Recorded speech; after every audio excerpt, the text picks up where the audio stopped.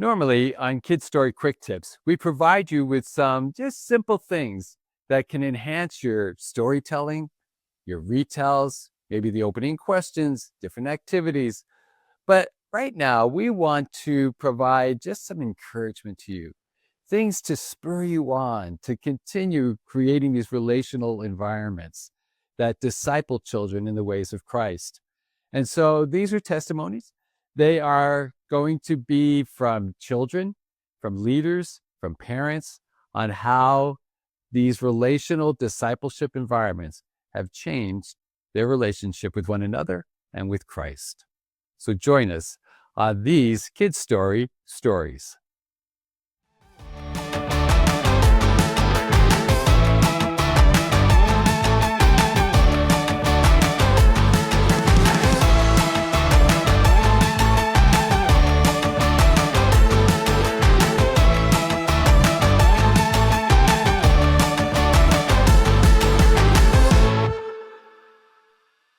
As we start looking at these KIDStory stories, what better way than to start with the children that have been impacted?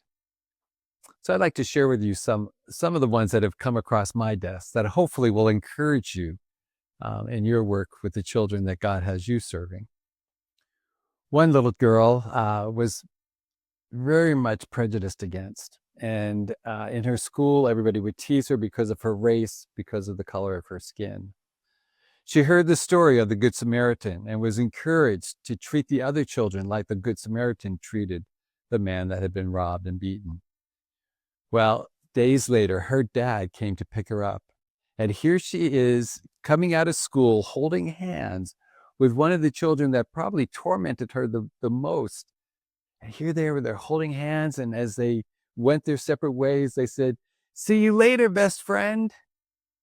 The dad was amazed. Here the child heard that story of the Good Samaritan, was encouraged to be like the Good Samaritan and to treat her enemies as God would treat them. And it totally changed the attitude of those around her. We hear many stories of children that are impacted, that have different disabilities, whether they're deaf and mute, and they're able to retell Bible stories. I have one child that had sickle cell anemia. His name happened to be Peter. He's 9 years old and he was in great pain. Well, his friends decided that after hearing the stories of how God worked miraculous ways and could heal people, and especially as Peter was the one that healed the lame man, they decided, if Peter in the Bible can do it, why can't we do that for our friend named Peter? So they prayed over him.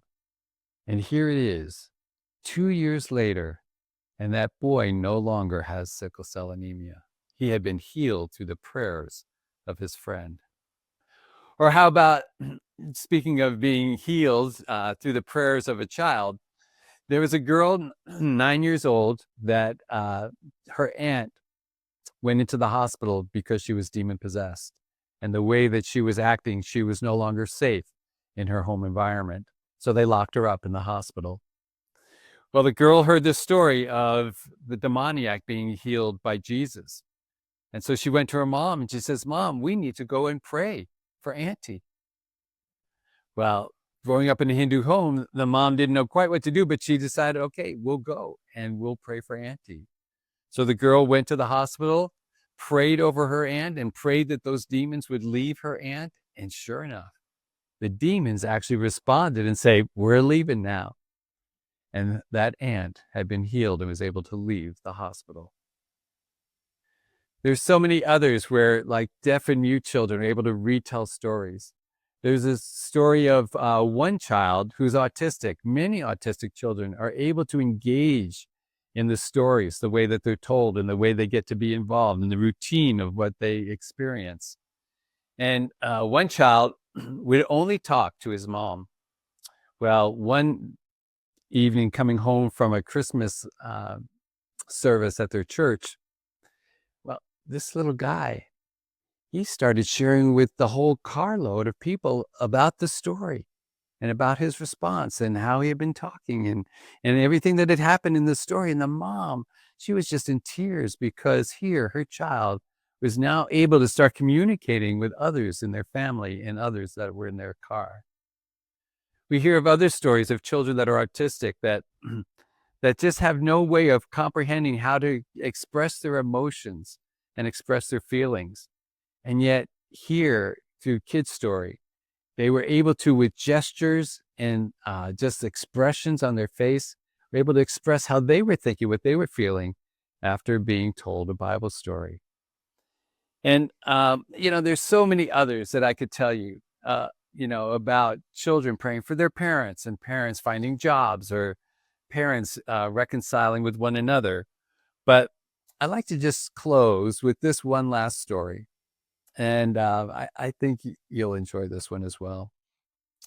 I was able to use one of the Bible stories, the creation story, to show that every child is important to God.